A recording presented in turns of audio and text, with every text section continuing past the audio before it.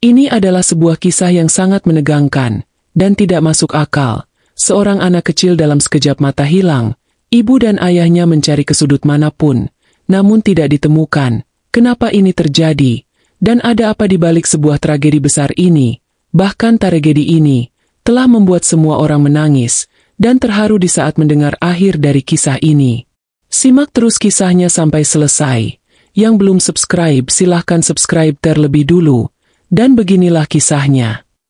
Di sebuah desa kecil di Jawa Tengah yang dikelilingi sawah hijau dan sungai kecil, tinggal sebuah keluarga sederhana.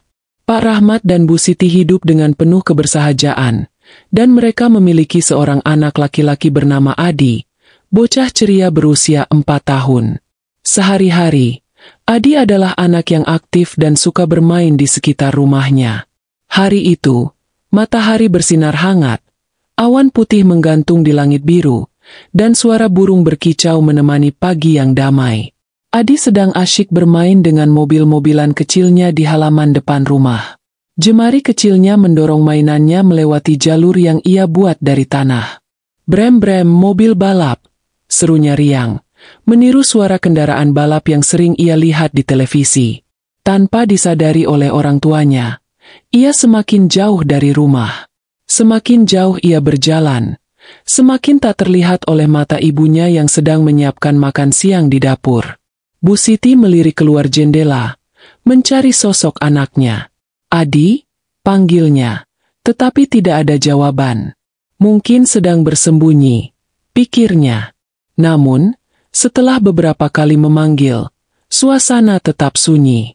Perasaan cemas mulai merayapi hatinya.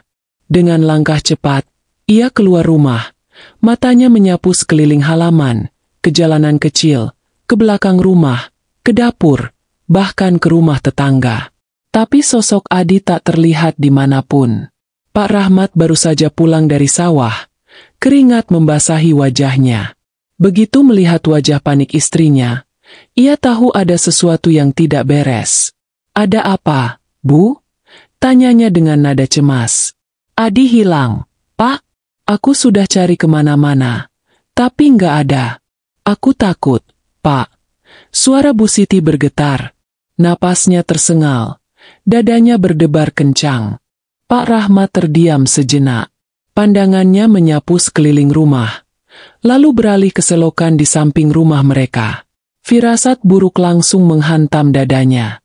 Selokan itu cukup besar untuk menampung air hujan yang turun dari bukit saat musim hujan. Dan ada gorong-gorong yang menghubungkan aliran air ke sungai di pinggir desa. "Jangan-jangan Adi jatuh ke gorong-gorong," gumamnya. Suaranya dipenuhi kecemasan. Mereka segera berlari ke arah selokan. Jantung Bu Siti seperti hendak meledak. Langkahnya tergesa-gesa. Sementara Pak Rahmat hampir tersandung saat menyeberangi jalan setapak yang berbatu. Warga yang melihat mereka berlarian segera ikut membantu. "Ada apa, Pak Rahmat?" tanya seorang tetangga, Pak Slamet, yang kebetulan sedang duduk di depan rumahnya.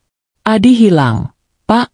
Jangan-jangan dia jatuh ke gorong-gorong," jawab Pak Rahmat dengan napas tersengal.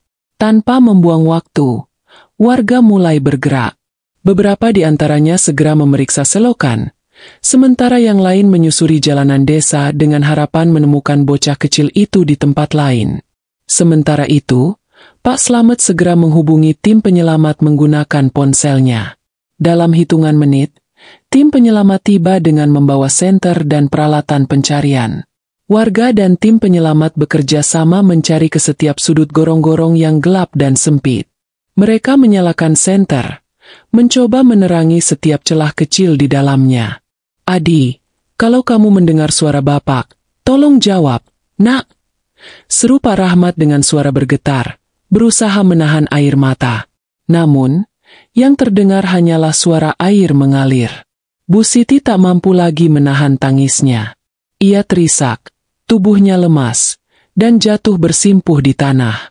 "Ya Allah, tolong selamatkan anakku," doanya lirih, berharap keajaiban datang.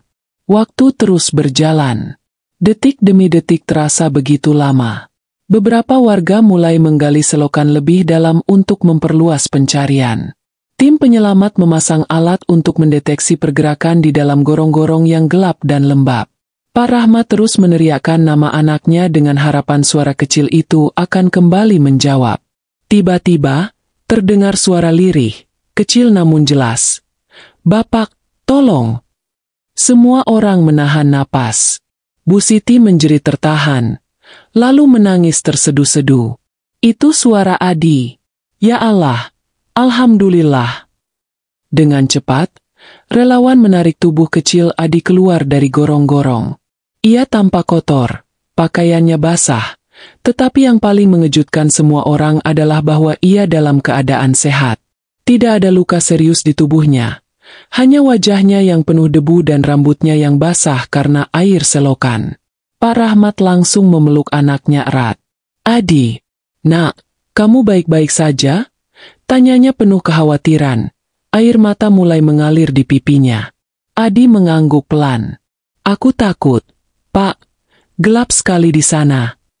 Warga bersorak bahagia.